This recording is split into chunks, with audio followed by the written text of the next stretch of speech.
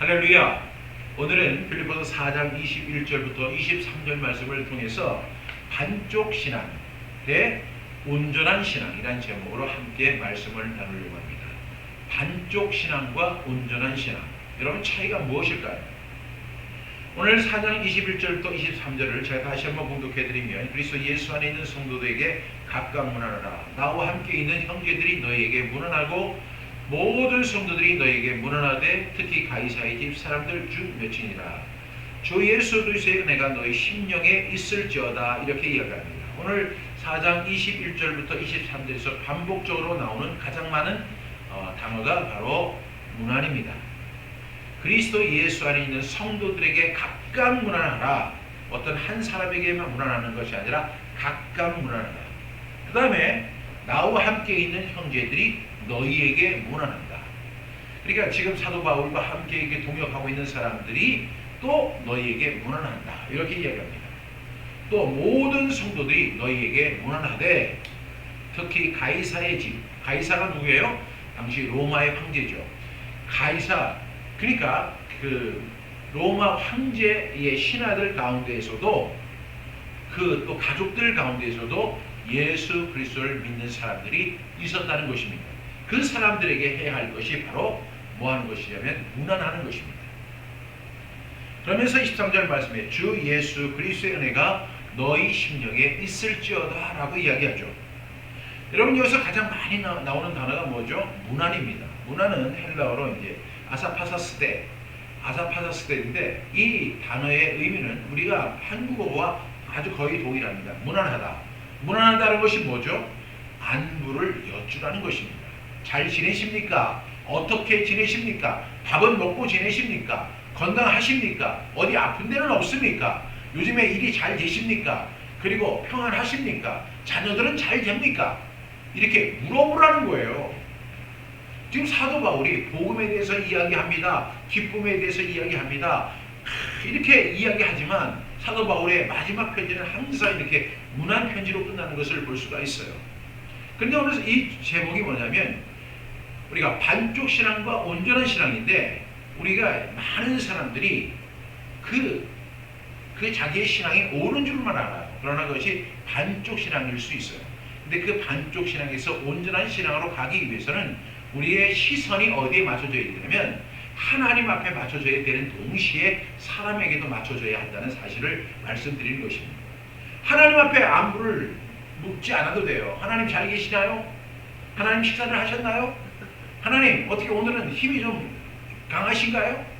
오늘은 제 기도를 들으시는가요? 하나님 앞에 그렇게 문안을 안 드려도 돼요. 근데 우리는 하나님 앞에 기도로 나아갑니다. 예배로 하나님 앞에 나아갑니다. 찬송을 통해서 하나님 앞에 나아갑니다. 그리고 성경 암송을 통해서 하나님 앞에 나갑니다. 또 성경 통독을 통해서 하나님 앞에 나갑니다. 우리가 예배 그리고 뭐 성경 읽기를 통해서 하나님 앞에 나아가는 것이죠. 그러나 우리가 하나님 앞에 문안을 묻지는 않아요. 문안은 누구에게 물어야 하냐면 사람들에게 물어야 됩니다. 사람들에게. 여러분, 사람들에게 문안을 하는 것이 정말로 하나님의 그 온전한 신앙으로 가는 길입니다. 반쪽 신앙은 항상 하나님만 바라보는 신앙. 그런데 온전한 신앙에는 뭐냐면 하나님을 온전히 바라보는 동시에 또한 사람들에게 관심을 가지고 그 사람을 관심을 가지고 그 사람을 사랑하는 단계로 나아가는 것이 바로 완전한 신앙이라는 것을 꼭 말씀드리고 싶은 것입니다. 안부를 여쭈십시오. 지금 이제 코로나19로 인해서 대면하기는 어렵잖아요. 그러니까 카톡을 통해서 또 SNS를 통해서 뭐 유튜브를 통해서 여러분 안부를 전하십시오. 이것이 바로 사도 바울이 오늘 우리에게 권고하는 내용입니다.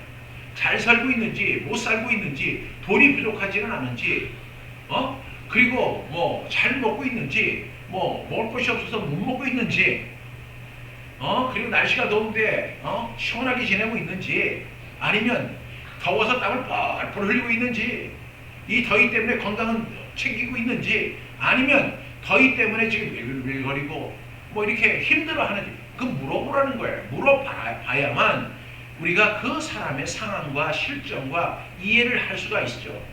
그럴 때 우리가 그 사람을 향해서 사랑의 손길을 내밀 수 있다는 것을 우리는 분명히 알 수 있습니다. 사랑하는 성도 여러분, 신앙생활이라는 게 도대체 뭘까요? 신앙생활. 여러분들 다 신앙생활 하는 분들이죠. 근데 여러분 신앙생활 하는데 그 신앙생활에 대해서 한번 정의해 보세요. 신앙생활이 도대체 무엇인가? 그러면 대다수의 사람들이 이렇게 이야기할 거예요. 하나님을 섬기는 행위 자체를 신앙이란다. 이렇게 이야기합니다. 예. 그런데 여러분 이러한 것들은 이런 정의는 종교인들의 주장에 불과한 것입니다. 우리는요 이 기독교를 종교라고 이야기를 하지 않아요. 뭐냐면 이 기독교를 우리가 기독교 그리고 하나님께서 우리를 구원해 주신 하나님이 먼저 우리를 사랑하신 거예요. 그래서 우리가 이 하나님 앞에 나아가는 거, 하나님 앞에 구원받는 거, 죄의 문제를 해결하는 것이 아니라 하나님께서 우리를 다 용서하시고 제사함해주고 우리를 구원하시기 위해서 독생자 예수님을 보내주신 거예요. 그래서 우리 이것은 복음이라고 정의할 수 있습니다. 근데 사도 바울이 이렇게 복음에 대해서는 1인자잖아요. 내가 복음을 부끄러워하지 아니하노니 이 복음은 모든 믿는 자들에게 구원을 주신 하나님의 능력이 됩니다. 복음을 그렇게 사랑합니다. 그렇지만 그 바울도 항상 편지의 결말에는 이렇게 이야기를 하는 거예요. 그리스도 예수 안에 있는 성도들에게 각각 문안하고 나와 함께 있는 형제들이 너희에게 문안하고 모든 성도들이 너희에게 문안하되 특히 가이사의 집 사람들에게 주 몇이니라 이렇게 이야기하면서 문안하는 것을 볼 수가 있는 거예요.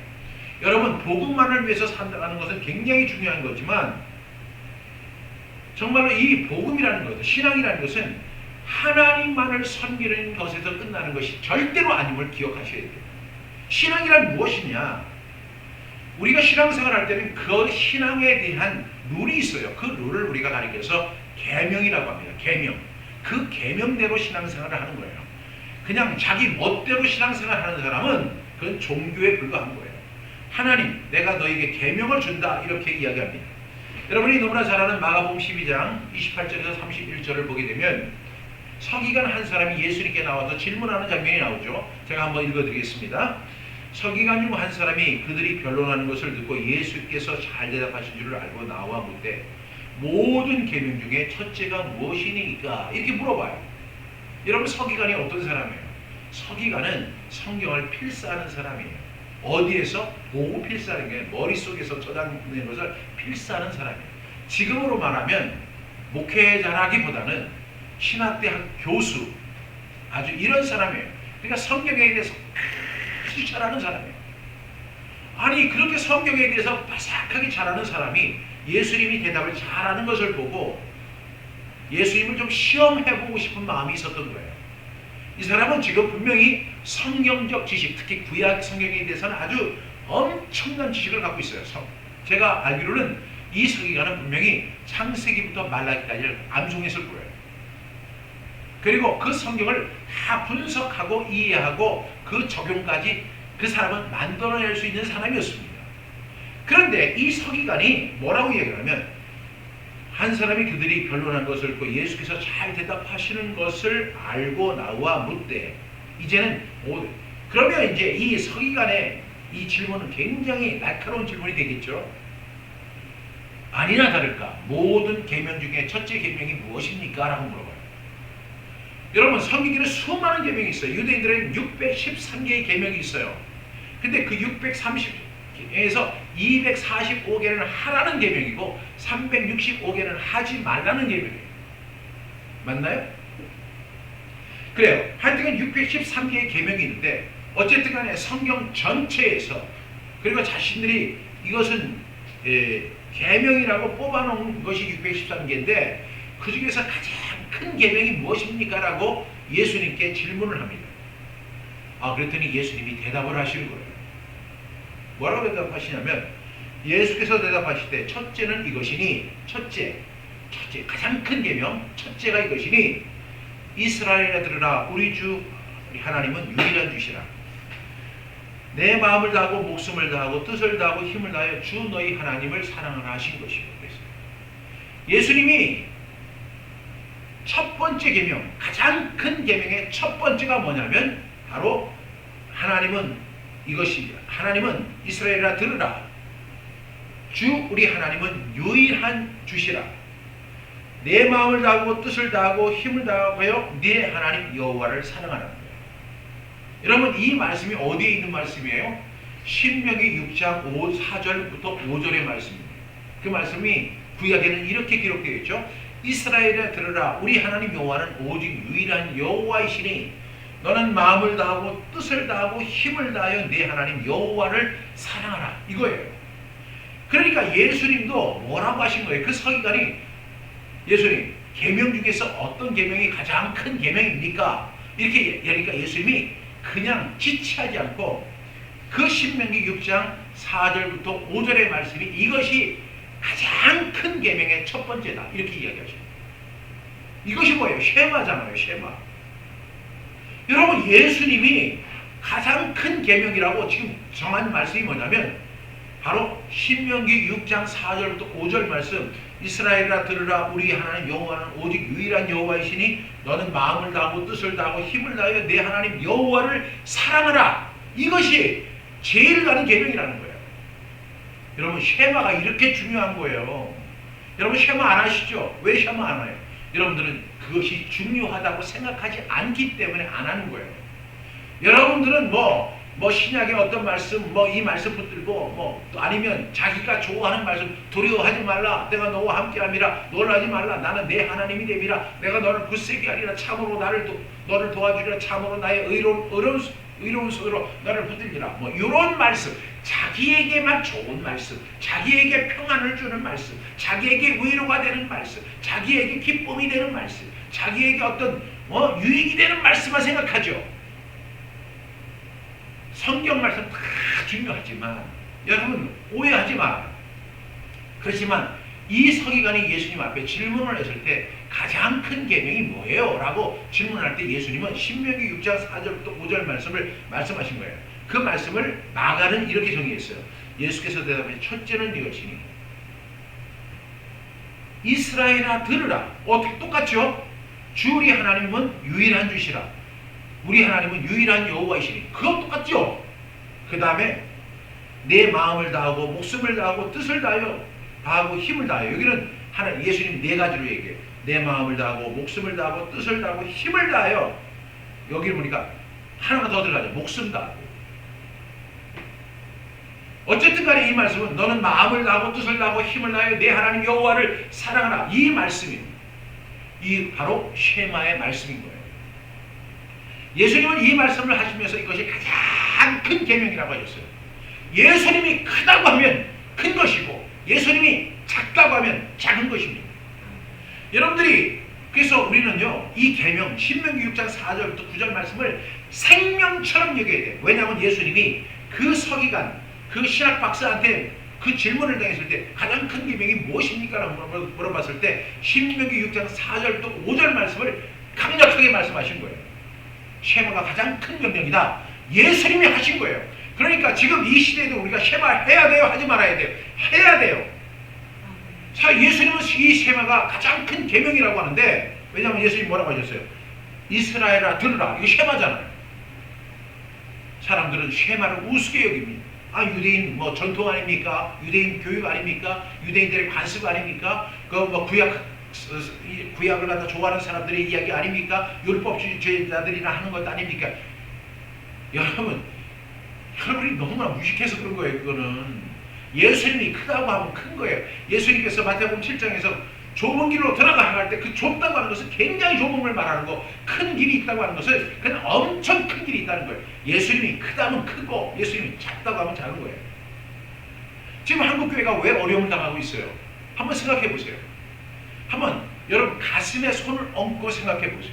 왜 한국교회가 어려움을 당하고 있죠? 한국교회가 그것은 예수님이 가장 큰 계명이라고 한 그 계명을 우습게 여긴 거잖아요. 마음을 다하고 뜻을 다하고 힘을 다하여 네 하나님 여호와를 사랑하라. 오늘 내가 내게 명하는 이 말씀을 너는 마음에 새기고 네 자녀에게 부지런히 가르치며 집에 앉았을 때든지 길을 갈 때든지 누워있을 때든지 일어날 때든지 이 말씀을 강론할 것이며 너는 또 그것을 내 손목에 매어 기호를 삼고 내 미간에 붙여 표로 삼고 그것을 내 집 문설주와 바깥문에 기록할지니라. 그 쉐마의 말씀, 예수님이 가장 큰 계명이라고 분명히 말씀하셨는데 그 계명을 한국교회가 중요하게 여겼어요? 안 중요하게 여겼어요? 안 중요하게 여겼어요.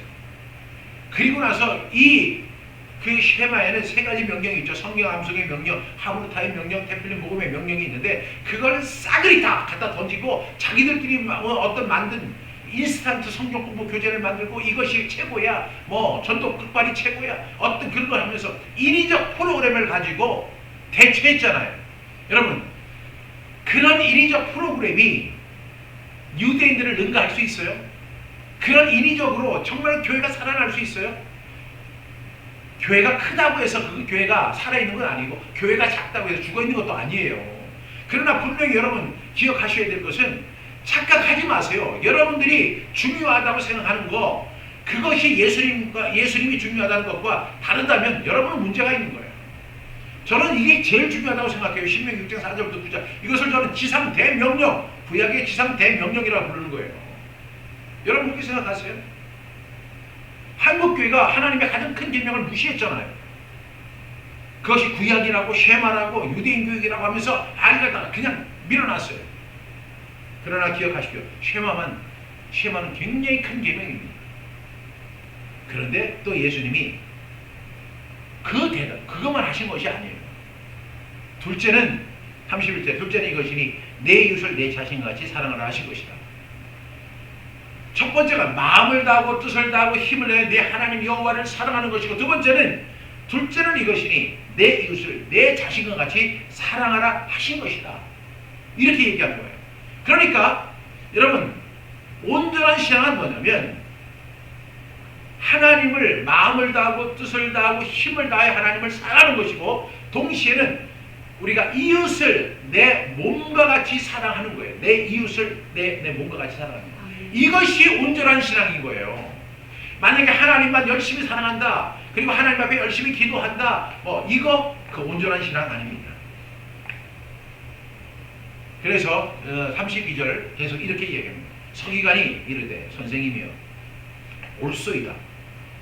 예수님이 큰 계명 첫 번째가 있는데 그것은 마음과 뜻과 힘을 다해서 하나님을 사랑하는 것이고, 두 번째는 내 이웃을 내 몸같이 사랑하라는 것이야. 이것이 성경 전체에서 최고의 계명이다. 이것은 최고의 명령이다. 이렇게 말씀하셨어요. 그랬더니 서기관이 성경에 바삭한 사람이잖아요. 그러니까 이 사람이 이게 선생님, 이 사람이 뭐라고 불러요? 라비여 옳소이다. 그러면서 이 사람이 딱 눈치를 챕니다.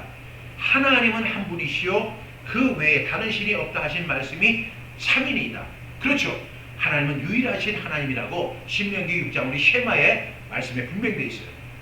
그런데 이 쉐마가 이에 대한 이야기를 한 다음에 서기관이 곧 이어서 하는 말이 또 33절 또 마음을 다하고 지혜를 다하고 힘을 다하여 하나님을 사랑하는 것과 또 이웃을 자기 자신과 사랑하는 것이 전체로 드리는 모든 번제물과 기타 제물보다 나으니이다. 이렇게 이야기해요. 그러니까 여러분 여기서 전제로 드리는 모든 번제, 이 번제라고 하는 것이 뭐냐면 지난 시간에 얘기했지만 이 세 가지 제사가 있는데요. 이 세 가지 제사가 뭐라고 했죠? 첫 번째가 번제, 두 번째가 소제, 세 번째가 화목제. 요것을 드릴 때 하나님이 향기로운 제물을 받으시는 거예요. 근데 그것도 중요하지만 그 전제로 드리는 모든 번제물보다, 그리고 그걸 할 때 항상 재물을 가지고 가거든요. 어떤 사람은 돈 있는 사람은 송아지를 가져가고, 돈 없는 사람은 비둘기를 가져가고, 돈이 있을 듯 말 듯 한 사람은 양을 잡아가고, 이렇게 그런 재물보다도 더 중요한 것입니다 하고 예수님 앞에 이실직고를 하는 거예요. 웬만한 유대인들은 이런 걸 잘 몰랐어요. 근데 이 서기관이 너무너무 똑똑한 거예요. 선생님 옳소이다. 하나님은 한 분이시오 그 외에 다른 신이 없다 하신 말씀이 참이니이다. 그렇습니다. 예수님 말씀에 동의합니다. 그러면서 또 마음을 다하고 뜻, 지혜를 다하고 힘을 다해 내 하나님을 사랑하는 것과 또 이웃을 내 몸같이 사랑하라는 것이 얼마나 중요한 것이냐. 전제로 드리는 모든 번제물보다, 그리고 기타 제물 이렇게 헌금 드리는 것보다 훨씬 낫습니다. 이야, 이 사람이 보통 대답을 잘한 게 아니에요. 이 서기관이. 예수님이 이 사람을 어떻게 보셨을까요? 칭찬하셨을까요? 까불지마! 이렇게 하셨을까요? 아니면 그 사람에게 어떤 말씀을 주셨을까요? 예수님이 이렇게 말씀하셨죠. 네가 하나님 나라에 가깝다. 이렇게 말씀하셨어요. 아멘. 네가 하나님 나라에 가깝다. 여러분, 하나님 나라에 가까운 사람이 된 거예요. 예수님이 이 서기관의 대답을 아주 기쁘게 보신 거예요. 그래서 예수님께서 그에게 이야기합니다. 예수께서 그가 지혜 있게 대답함을 보시고 이르시되 네가 하나님 나라에서 멀지 않도다 하시니 그 후에 감히 묻는 자가 없더라는 거예요. 여기서 우리가 꼭 기억해야 할 것 뭐예요? 가장 큰 계명 뭐예요? 우리 하나님은 유일한 하나님이시니 마음을 다하고 목숨을 다하고 뜻을 다하고 힘을 다하여 주 너희 하나님을 사랑하는 것.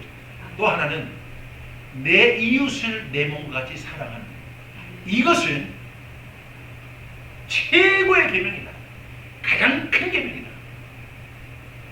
이것이 가장 큰 계명이라는 사실을 여러분 꼭 기억할 수 있기를 바랍니다.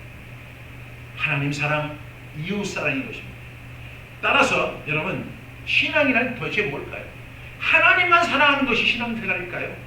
아니죠. 오늘 이 말씀을 통해서 본다면 우리가 첫째로는 하나님을 사랑하고 그 하나님의 사랑을 힘입어서 그 이웃을 내 자신과 같이 사랑하는 것이 바로 성경에서 가장 큰 계명이라는 것을 지금 이야기하고 있는 거예요. 여러분, 그런 면에서 우리의 신앙을 한번 점검해 보셔야 돼요. 내 신앙은 반쪽짜리 신앙인가 아니면 온전한 신앙인가를 우리가 살펴봐야 돼요. 우리는 항상 우리의 신앙이 하나님을 향해 있어요. 그것은 부정적인 것이 아닙니다. 좋은 것입니다. 우리가 하나님을 잘 섬기고 열심히 기도하고 예배 빠지지 않고 그리고 참석하는 거 이거 굉장히 하나님을 사랑하는 것이죠. 열심히 성경을 읽고 성경을 공부하고 성경을 암송하는 거 굉장히 중요한 겁니다. 문제가 있어요. 그런 거는 잘하는데 거기에 보면 이웃이 빠졌다는 거예요. 만약에 여러분의 신앙생활에서 이웃이 빠졌다면 여러분 뭐예요? 여러분의 신앙은 반쪽 신앙입니다. 하나님을 열심히 섬겨요. 새벽 기도도 나가요. 주일 예배 탁 주일 성수해요.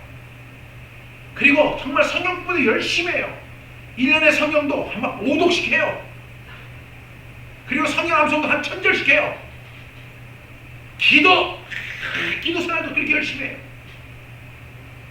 그런데 그 사람 속에 하프 한 50%가 더 남은 게 있는데 그게 뭐냐면 이웃 사랑이에요. 이웃을 사랑하는 거예요. 어떻게? 내 자신과 같이. 내가 내 자신을 얼마나 사랑하는지 몰라요. 이 내 자신이 배가 고프다고 하면요 만사를 제쳐놓고 밥 먹어요. 이 옷을 꾸미기 위해서 엄청 신경 써요. 다른 사람 옷을 어떻게 잘 입든지 말든지 나는 신경 안 쓰지만 나는 내 옷 그것처럼 내 이웃을 사랑하는 거예요. 이것이 가장 큰 길입니다. 여러분 여기에 이웃이 빠진 거예요. 근데 우리의 관심이 항상 하나님 앞에 있는 거 굉장히 좋은 것 같지만 여기 문제가 있어요. 오로지 기도에 전념하는 것, 오로지 예배에 참석하는 것, 오로지 성경을 읽고 성경 공부를 하고 성경 암송을 하고 교회 생활에 집중하는 것, 이런 것이 신앙생활이다. 이것이 하나님을 잘 섬기는 것이다. 하나님이 기뻐하실 것이다. 아니요, 그렇지 않습니다. 신앙이란 앞에서 제가 설명한 바와 같이 하나님을 사랑하고 그 하나님의 사랑을 힘입어서 이웃을 내 자신과 같이 사랑하는 거예요. 우리가 기도하는 이유가 뭐예요? 나 잘 먹고 잘 살고 우리 자식들 잘 되게 하기 위해서? 아니에요. 이웃을 위해서.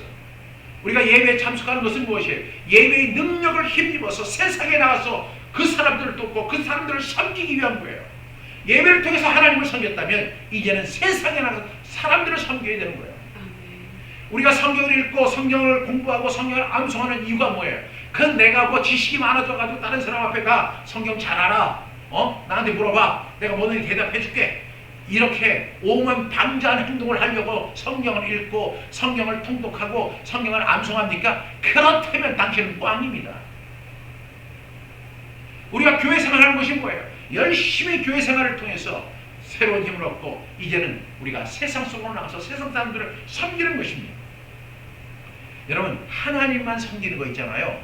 하나님 앞에 예배하고 기도하고 찬송하고 그리고 하나님 말씀을 읽고 그렇게 하는 거는요, 오로지 하나님만 생각하는 거는요, 그건 어디 가서 하면 되냐면 천국 가면 평생 하면 돼요. 그러나 하나님이 저와 여러분을 이 세상에 보내신 이유가 있어요.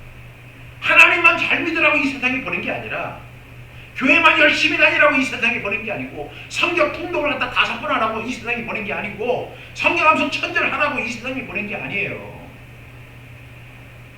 그것은 하나님과의 관계고 분명히 또 우리가 해야 할 것이 있는 거예요. 그것은 바로 이웃을 섬기는 것. 이것이 바로 삶인 것입니다. 우리가 이 세상에서 사람을 만나고 사람을 통해 교육을 받고 사람을 통해 도움을 받고 우리는 그렇게 살아갑니다. 그렇죠? 사람을 통해 물질을 공급하고 사람을 통해 먹고 삽니다. 나 혼자만 살 수 없는 거예요. 여러분, 즉 기도만 하고 살 수는 없잖아요. 기도가 매우 중요하지만 기도만 하고 살 수 없어요. 찬송은 하나님 앞에 영광 돌리는 거지만 찬송만 하고 살 수 없어요. 늘 예배만 드리고 살 수 없어요. 예배주의자들은 오로지 1번도 예배, 2번도 예배, 3번도 예배. 하나님 앞에 가면 책망받아요. 늘 성경을 읽고 성경 공부를 하고 성경 암송을 하면서만 살 수 없어요. 그러나 우리가 기도를 하고 예배를 드리고 찬송을 부르는 것은 하나님을 통해 힘을 공급받고 세상을 섬길 수 있는 힘을 얻고 그 힘을 가지고 이웃을 사랑하고 그들을 섬기기 위한 것입니다. 이것이 바로 주님의 명령이에요. 주님의 큰 계명입니다. 여러분, 우리 사도 바울을 한번 돌아가 보시기 바랍니다. 사도 바울은 복음에 미친 사람이었죠. 자기의 생명보다 복음을 더 귀한 것으로 여긴다고 했어요. 그러나 이 모든 것이 바로 이웃을 사랑하는 마음에서 비롯된 것이에요. 예수 그리스도의 만남을 통해서 그는 새로운 변화를 체험했고 완전히 신앙의 노선을 위해서 노선이 달라지는 것을 보게 됩니다. 그 전에는요, 하나님을 잘못 섬기는 사람은 잡아다 옥에 가두고 채찍질하고 이런 것에만 포커스를 했어요. 자기의 신앙을 위해서 살았던 거예요. 그런데 사도 바울이 다메섹 도상에서 예수 그리스도를 만난 다음에 바울은 완전히 변했어요. 그리고 자신만을 위한 것이 아니라, 자신을 위한 것이 아니라 이웃을 위한 사역으로 바뀌게 된 것입니다. 그래서 여러분이 너무나 잘 아는 로마서 1장 15절 우리 한번 암송해봐요. 시작. 그러므로 나는 할 수 있는 대로 로마에 있는 너희에게도 복음 전하기를 원하노라. 여기서 보면 할 수 있는 대로, 여기서 중요한 것이 뭐냐면 복음이 중요한 게 아니라 할 수만 있는 대로, 할 수만 있다면 이게 더 중요한 거예요. 할 수만 있다면 다른 것을 얼마든지 할 수 있잖아요. 할 수만 있다면 밥을 더 먹을 거야. 할 수만 있다면 뭐 잠을 더 잘 거야. 할 수만 있다면 뭐 일을 더 할 거야. 그게 아니에요. 할 수만 있다면 이것이 더 중요합니다. 내가 할 수만 있다면 로마에 있는 너희에게도 복음 전하기를 원하노라 했어요. 로마에 사는 그리스도인들에게 더 복음을 전하는 것이 사도 바울. 그러니까 이 사도 바울의 사역은 항상 하나님께 있는 것이 아니라 사람들에게 포커스가 맞춰져 있는 거예요. 그 전에 로마서 1장 14절은 이렇게 이야기하죠. 헬라인이나 야만이나 지혜 있는 자나 어리석은 다 내가 빚지려. 사도 바울이 무슨 빚을 졌어요? 헬라인이나 야만인에게 무슨 빚을 졌어요? 빚진 거 하나도 없어요. 근데 사도 바울은 그런 심정을 가졌어요. 그 심정이 어떤 심정이라고요? 빚진 심정이에요. 빚진 심정. 여러분, 빚진 심정 아시죠? 근데 여러분 정말 뭐 은행에 돈을 빌려가지고 대출 받아가지고 그 빚진 심정은 알겠지만, 차를 갖다 리스로 사가지고 빚진 심정은 알겠지만, 여러분 복음의 빚진 심정 가져보셨어요? 복음의 빚진 심정? 사도 바울이 이야기하는 헬라인이나 야만이나 지혜 있는 자나 어리석은 자에 다 내가 빚진 사람이다. 헬라인에게도 내가 빚졌고 야만인에게도 빚졌고 그 다음에 지혜 있는 자에게도 빚졌고 그 다음에 어리석은 자에게 내가 빚졌다. 이런 마음을 가져봤냐고요. 항상 사도 바울의 포커스가 어디에 있어요? 이웃 사랑에 있잖아요. 안 그렇습니까? 사도 바울은 오로지 복음만 전한다고 하는데 그 복음이 하나님 앞에 상급받기 위한 것으로만 이해를 하는데 아니에요. 사도 바울은 빚진 심정을 가졌어요. 그것은 헬라인이나 야만이나 지혜 있는 자나 어리석은 자에게 나는 정말로 빚졌어. 빨리 찾아가서 그 빚을 갚아야 돼. 이런 심정이 있었다는 거예요. 이것은 하나님을 위한 심정이 아니라 사람을 향한 심정이었어요. 복음을 전하는 것은 하나님이 아니라 사람입니다. 사도 바울이 1차, 2차, 3차 전도여행을 했던 이유도 바로 하나님을 만나기 위해서가 아니라 사람을 만나기 위해서 1차, 2차, 3차 전도여행을 한 거예요. 로마 감옥에 갇힌 것도 하나님을 만나기 위해서 로마 감옥에 갇힌 것이 아니라 사람을 만나기 위해서 로마 감옥에 갇힌 거예요. 사도 바울의 관심은 온통 사람뿐이었어요. 이건 인본주의가 아니에요. 사도 바울은 먼저 하나님을 사랑하는 마음이 있었어요. 마음을 다하고 뜻을 다하고 힘을 다해 하나님을 사랑합니다. 그리고 그 사랑의 힘을 공급받았습니다. 그것을 복음이라고 합니다. 그 복음의 빚진 심정을 가지고 이제 헬라인이나 야만이나 지혜 있는 자는 어리석게 빚진 자의 심정을 갖고 나갑니다. 이것은 인본주의가 아닙니다. 하나님의 사랑에 이은 사람 사랑입니다. 우리의 신앙은 하나님만을 향한 사랑이 되어서는 안 돼요. 그거는 신앙은 기복적인 신앙이고, 그런 신앙은 이기적인 신앙이고, 그런 신앙은 교만한 신앙입니다. 우리의 신앙을 돌아보십시오. 나에게 이웃이 있습니까? 내가 섬기는 이웃이 있습니까? 나 자신만큼 사랑하는 이웃이 있습니까? 그리고 그런 사람들에게 하나님이 주시는 힘과 능력을 가지고 그들을 사랑하고 있습니까? 그렇지 않다면, 여러분이 오로지 그냥 자기 신앙에만 갇혀 있다면 여러분은 뭐예요? 반쪽 신앙이에요. 반쪽 신앙. 나 이런 사람이 천국 갈 수 있다고 나는 생각 못해요. 반쪽 신앙이에요. 여러분 주변에 한번 물어보십시오. 왜 한국교회가 세상 사람들로 비난을 받고 있죠?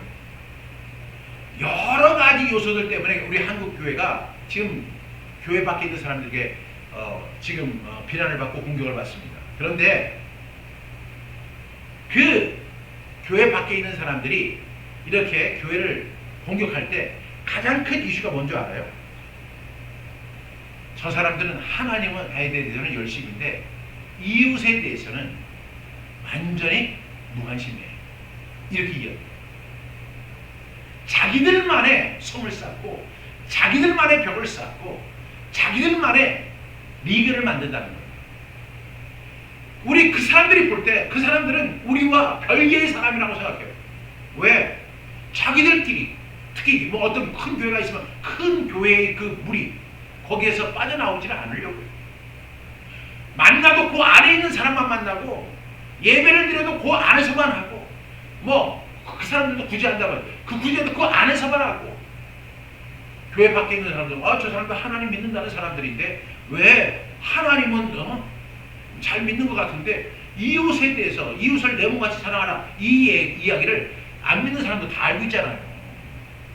근데 우리는 그 불신자들이에요. 저 사람들은 저주받은 사람이야. 저 사람들은 구원받지 못한 사람이야. 저 사람들은 예수님을 모르는 사람이야. 하고 탁 벽을 쌓고 그 사람들하고 상대도 안 하잖아요. 우리들만의 리그, 그들만의 리그를 우리가 만들고 있잖아요. 예수님이 뭐라고 하셨어요? 첫째는 마음을 다하고 목숨을 다하고 뜻을 다하고 힘을 다해 내 하나님을 사랑하는 것이요. 둘째는 이와 같이 내 이웃을 내 몸과 같이 사랑하라는 것이다. 이렇게 이것이 온전한 사랑인 거예요. 온전한 사랑인 것입니다.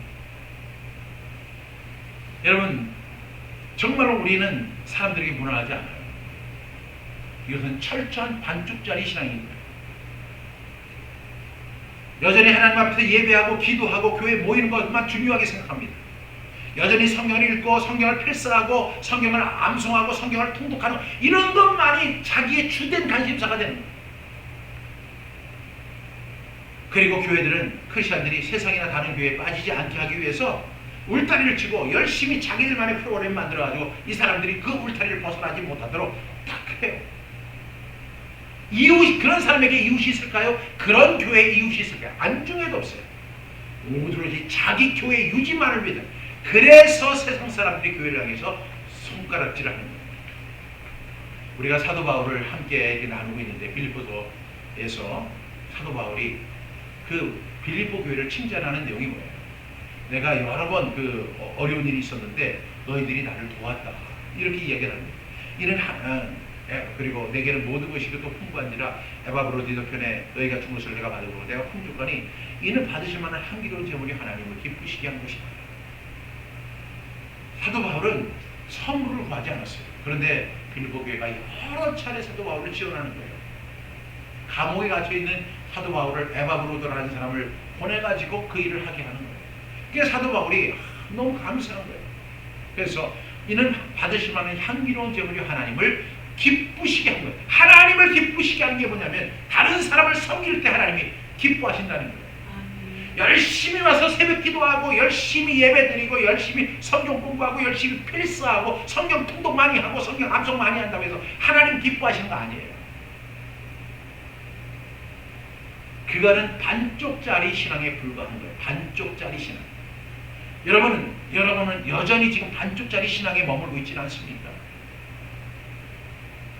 근데 오늘 사도 바울은 뭐라고 이야기해요? 그리스도 예수 안에 있는 성도에게 각각 문하라. 각각 문안이 뭐예요? 물어보는 거예요. 안부를 묻는 거예요. 어떻게 지내십니까? 밥은 드십니까? 지금 코로나19로 인해서 경제적으로 참 어려울 텐데 좀 어떠실까요? 그 물어보라는 거예요. 물어봐야지 그 사람을 아는 거죠. 그 사람을 알아야만 그 사람에게 관심이 생기고 그 사람을 지원할 수 있는 어떤 모티베이션이 되지 않겠습니까? 물어보지를 않아요. 지금 우리 한국교회 신앙 자체가 뭐냐면 우리 공동체 신앙이 아니에요. 한국교회의 형태가 뭐냐면 개교회주의 신앙이에요. 개교회주의. 개교회주의라는 거 여러분 아시죠? 그냥 우리 교회는 우리 교회의 개교회. 이 개교회를 굉장히 중요해요. 그리고 여기서 성을 쌓는 거예요. 바벨탑을 쌓는 거예요. 자기들만의 리그를 만드는 거예요. 자기들끼리 장사를 해주고 팔아주고 자기들끼리 오는 거예요. 여러분 그것이 바람직한 건가요? 우리는 생각해 보셔야 돼요. 오늘 사도 바울은 그리스도 예수 안에 있는 성도들에게 각각 물어보라는 거예요. 그리스도 안에 있는 성도들이 얼마나 많습니까? 그 사람들에게 각각 물어보라는 거예요. 안부를 전하라는 거예요. 어떻게 지내십니까?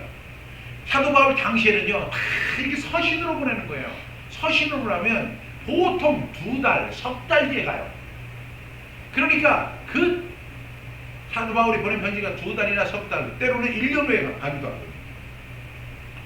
그럼에도 불구하고 그 편지를 받는 사람들이 또 읽고 답장을 합니다. 근데 지금 세상이 얼마나 좋아졌어요. 예전에 우리가요 우체통에다가 편지를 넣었던 시대가 있었잖아요. 그때 사랑하는 영시 누구시 하면서 이렇게 보내잖아요. 군대에서 그 편지 많이 보냅니다. 그리고 나서 내일은 올까 그래가지고 편지가 왔다 가면 편지를 이렇게 묶어서 오거든요. 자기 편지 있는지 없는지 그냥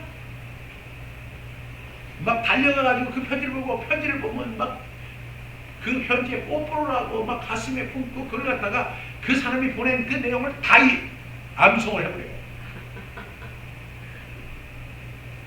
근데 지금은 얼마나 좋은 시대예요. 카톡 있잖아요. 문자 있잖아요. 이메일 있잖아요. 문안하십시오 여러분. 문안해야 돼요. SNS로 사람을 만나십시오. 제가 아는 한 우리 원로 사모님이 계시는데 그 사모님 정말로 그 SNS를 통해서 사람들을 이렇게 다독거리는 그 엄청난 일을 좋은 것만 있다면 다 나눠요. 그리고 수시로 그 사람의 상황을 갖다 파악하고 그 사람을 도와줄 거, 그 사람을 위해서 기도할 거, 그 사람에게 관심을 연세가 80이 넘었지만 그 사람은 진정한 청년입니다. 아멘. 그리고 그 사람은 진정한 그리스도인입니다. 아멘. 그런 사람이 있어요. 오로지 자기만 알고 미 제너레이션 그러니까 자기 중심적인 사회를 살아가는 이런 사회 속에서 사도 바울은 얘기를 서로 문안하라. 각각 문안하라. 나와 함께 있는 형제들이 너희에게 문안하고 모든 성도들이 너희에게 문안하되 특히 하고 특별히 가이사의 집 사람들 중 몇이니까. 가이사는 그 당시에 로마 황제를 의미하는 거예요. 그 황제 집에 많은 사람들이 또 이렇게 근무를 하고 있잖아요. 그 사람들 중에도 그리스도인이 있었다는 거예요. 그 사람들에게도 어떤 지금 상황이 어떠니? 너는 어떻게 잘 지내고 있니? 그 사람들에게 문안하라는 거예요. 사도 바울의 편지는 항상 문안으로 끝나요. 문안하십시오. 이것이 관심을 갖는 거예요. 우리가 하나님에 대한 관심을 갖는다면 그에 못지않게 그것이 만약에 50%라고 한다면 우리는 50%로 사람들에게 관심과 사랑을 가져야 돼요. 그리고 무난해야 돼요. 그리고 그 필요를 채워줘야 돼요. 이것이 진정한 그리스도인의 모습이에요. 여러분, 만약에 하나님만 사랑하고 맨날 기도만 하고 맨날 성경만 읽고 맨날 성경 필사만 하고 성경 암송만 하고 맨날 그거 굉장히 위대한 신앙같이 보이죠? 맨날 40일 금식 기도하고 그거 반쪽짜리 신앙이에요. 반쪽짜리 신앙. 예수님 친히 말씀하셨어요. 또한 내 이웃을 내 몸같이 사랑하라는 것입니다.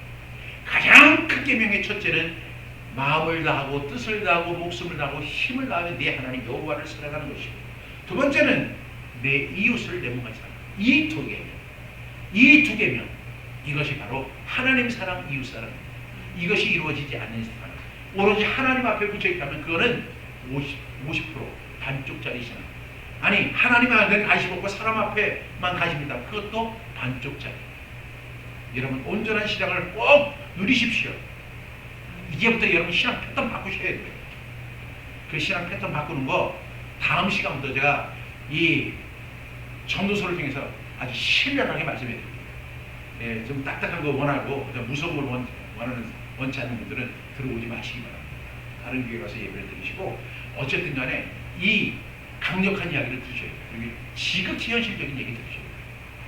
하나님 사랑, 이웃 사랑. 반쪽짜리 신앙입니까? 아니면 온전한 신앙입니까? 제가 다시 한번 묻습니다. 여러분의 신앙은 반쪽짜리입니까? 아니면 온전한 것입니까? 여러분들이 대답하시고 여러분들이 판단하시고 여러분들이 결단하시기 바랍니다. 오늘 저는 이걸로 설교를 마치도록 하겠습니다. 기도하겠습니다. 사랑이 많으시고 자비로우신 하나님, 감사합니다. 오늘도 우리에게 주신 귀한 말씀을 우리가 마음을 열고 들을 수 있도록 인도해 주시며 감사합니다. 반쪽짜리 신앙에서 벗어나게 주시옵소서. 온전한 신앙을 이루어가는 우리 모두가 될 수 있도록 하나님, 우리 마음속에 결단과 뜨거운 각성이 있게 하여 주옵소서. 예수님의 이름으로 기도드립니다. 아멘.